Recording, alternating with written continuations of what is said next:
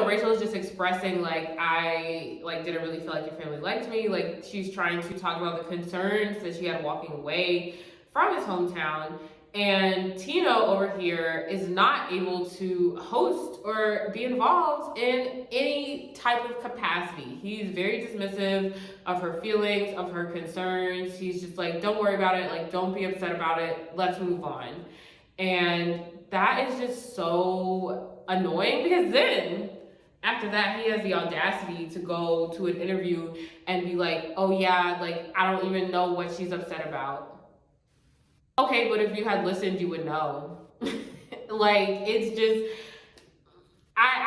he's so frustrating. And the thing about this is, it's been a consistent pattern. It's not just like, oh, he was like maybe caught up in the moment, like anticipating fantasy suites, distracted, like whatever. It wasn't like a one-off type of situation. Like, he has consistently shown that this is a pattern of behavior and that this is a character trait and that he's not a good listener. He does not take in information that does not align with the narrative that he's designed in his head.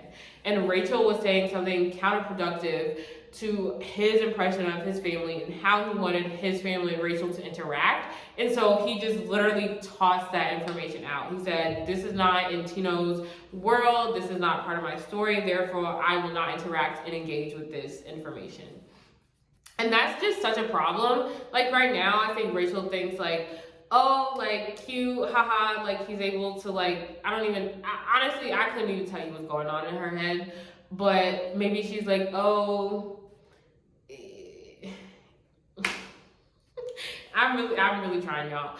I don't know what's going on.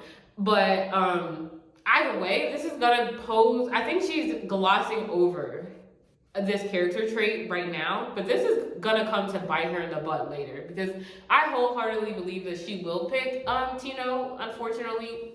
But this is not gonna change. This is, if he's already showing this red flag in this perfect simulation activity of Bachelor world, it's only going to get worse in real life where there's no producers to check him, no cameras like making sure that he's on his best behavior. Like, this pattern is only going to continue.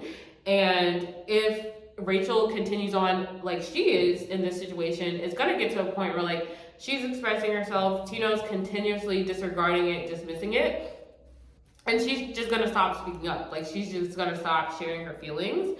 And then that's gonna turn into a relationship where Tino just has all of the control, which I think he very much wants. He very much seems like he wants to be in charge of the situation. Like I said, he has his narrative in his head of how he wants things to go. So I think it's 100% his goal to control this relationship and kind of control her in a sense. And I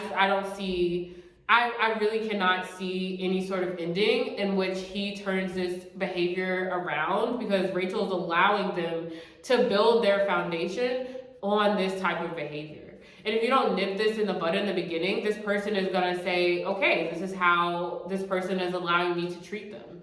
And they're just, they're going to continue on like that, because why wouldn't they? They're already getting everything they want out of the relationship while being able to treat you any way that they want to. If you want more where that came from, be sure to check out my full recap, which will pop up on the screen.